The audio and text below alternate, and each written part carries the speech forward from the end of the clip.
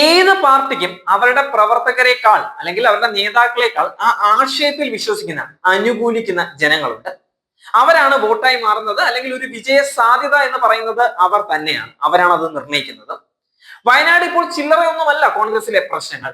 N Vijayan എന്ന ഒരു വ്യക്തി മരിച്ചതിലൂടെ കോൺഗ്രസ് എന്ന പാർട്ടിയിൽ നിൽക്കുന്നതിലോ അല്ലെങ്കിൽ ആ ആശയത്തിൽ വിശ്വസിക്കുന്നതോ മണ്ടത്തരമായാണ് കേരളത്തിലെ ജനങ്ങൾ കരുതുന്നത്.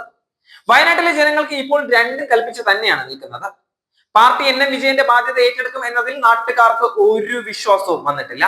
നേതാക്കൾ തന്നെ തമ്മിൽ തല്ലുണ്ടാക്കിക്കൊണ്ടിരിക്കുന്ന ഈ പാർട്ടിയിൽ സാധാരണ ഒരു പ്രവർത്തകൻ എന്തെങ്കിലും തെറ്റ് ചെയ്താൽ അത് ഇതുപോലെ ആത്മഹത്യയിലേക്ക് ചെന്ന് കലാശിക്കുള്ളൂ എന്ന് ഇപ്പോൾ ജനങ്ങൾക്ക് പൂർണ്ണ ബോധ്യം വന്നിരിക്കുകയാണ്. വലിയൊരു ജനക്കൂട്ടം കോൺഗ്രസ് പാർട്ടിയിൽ നിന്ന് രാജിവെക്കാനാണ് പോകുന്നത്. കേരള ചരിത്രത്തിൽ തന്നെ ഏറ്റവും കൂടുതൽ അണികൾ ഒന്നിച്ച് രാജിവെച്ച് ഈ വിഷയത്തെ ചർച്ചയിൽ തന്നെ നിർത്താനാണ് ഇപ്പോൾ കോൺഗ്രസിലെ അകത്തു നിന്നുള്ള പ്രവർത്തകർ എടുത്തിരിക്കുന്ന തീരുമാനം. വയനാട് DCC ഓഫീസിൽ ND അപ്പച്ചനും T സിദ്ദിഖിനുമെതിരെ പോസ്റ്ററുകളും വന്നിരിക്കുകയാണ്. കൊലയാളി സംഘത്തെ പുറത്താക്കൂ, കോൺഗ്രസിനെ രക്ഷിക്കൂ എന്നെഴുതിയ പോസ്റ്ററുകളാണ് DCC ഓഫീസിന് പുറത്ത് ഒട്ടിച്ചിട്ടുള്ളത്. DCC പ്രസിഡന്റ് രാജിവെക്കണം എന്നുള്ള ആവശ്യവും പോസ്റ്ററുകളിൽ ഉന്നയിക്കുന്നുണ്ട്. ചുരം കയറി വന്ന MLA കൂട്ടുപിടിച്ച് ND അപ്പച്ചൻ പാർട്ടിയെ നശിപ്പിക്കുകയാണ് എന്നും പോസ്റ്ററുകളിൽ പറയുന്നുണ്ട്.